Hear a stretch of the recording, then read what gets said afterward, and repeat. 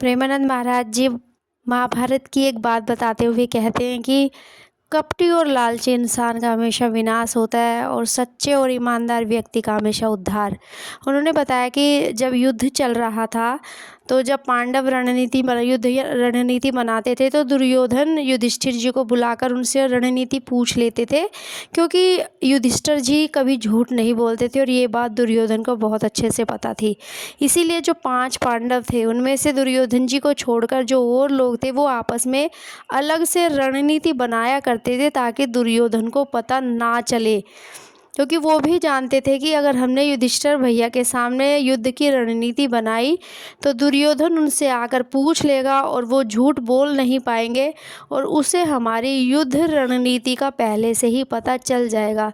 अब सोच कर देखिए कि जिस इंसान के अंदर ये है कि पहले से ही वो युद्ध में हुई रणनीति के बारे में जान ले और उसी के हिसाब से आगे चले, आप उसका दिमाग देखिए वो कितना कपटी इंसान था। जबकि पांडव कभी इस तरह से नहीं करते थे, उन्हें इस तरह की कोई लालसा नहीं थी कि दुर्योधन क्या कर रहा था, और अंत में दुर्योधन का विनाश और पांडव का उद्धार हुआ।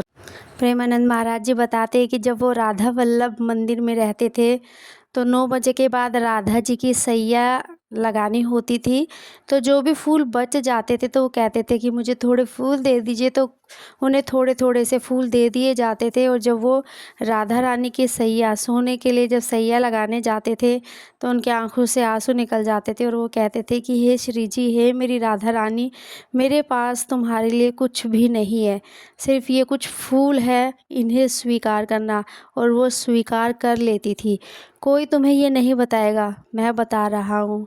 श्री जी हमारी राधा रानी इतनी करुणामय है कि उन्हें धन दौलत 56 भोग नहीं चाहिए, सिर्फ तुम्हारा भाव चाहिए। तुमने अगर मन में भी सोच लिया कि आज मैं राधा रानी के लिए ये भोग बनाऊंगा या ये भोग बनाऊंगी, तो मानो वो तुम्हारा भोग लग गया। क्यों श्री जी को अगर 56 भोग धन दौलत यही सब पसंद होता तो पापी पाप करते और श्री जी को इनके द्वारा अपने अधीन रखते, लेकिन वो ऐसी नहीं है। वो तो इतनी करुणामयी है कि तुम्हारे भाव से ही तुम्हारे साथ हो जाती है। जो अपना सांसारिक सुख त्याग कर उनके चरण में आ जाता है वो उनको मिल जाती है। आपने देखा होगा जो संत श्रद्धा भक्ति से उनको मानता है, उनकी पूजा करता है, उनके प्रति अपने भाव रखता है, श्री जी उनको ज़रूर मिल जाती है। इसलिए कभी घबराओ मत अगर कोई तुम्हें कहता है कि श्री जी तुमसे नाराज़ हो जाएगी, तुमने उन्हें नए कपड़े नहीं पहनाए, तुमने उन्हें अच्छा भोग नहीं लगाया। अगर आपके भाव पवित्र है तो श्री जी हमेशा आपके साथ है। प्रेमानंद महाराज जी एक किस्सा बताते हैं कि जगन्नाथ के जो संत अंग सेवक थे उनको गलत आचरण की आदत पड़ गई। वो वैश्यावृत्ति की तरफ चले गए, वैश्याओं के साथ जाने लग गए।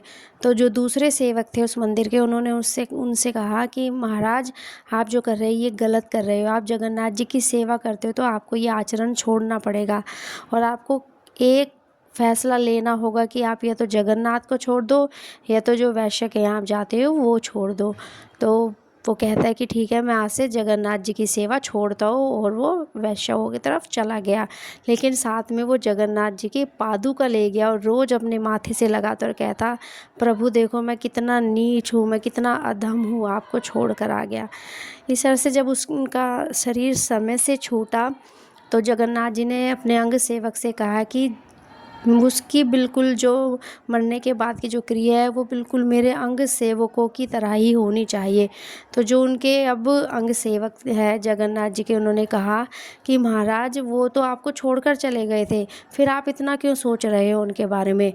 तो जगन्नाथ जी कहते, जीव मुझे छोड़ सकता है लेकिन मैं जिसे एक बार पकड़ लूँ मैं उसे दोबारा नहीं छोड़ सकता।